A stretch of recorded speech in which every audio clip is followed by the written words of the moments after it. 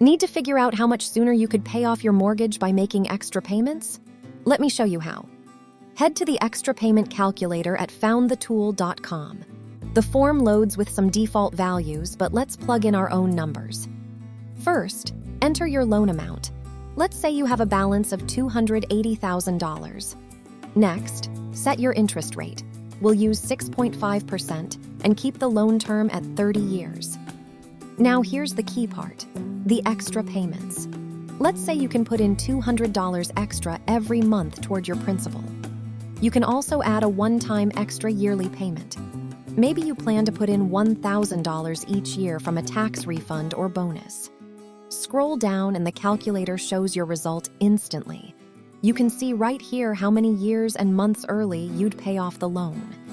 Keep scrolling to see the full breakdown, including the total interest saved compared to making no extra payments at all.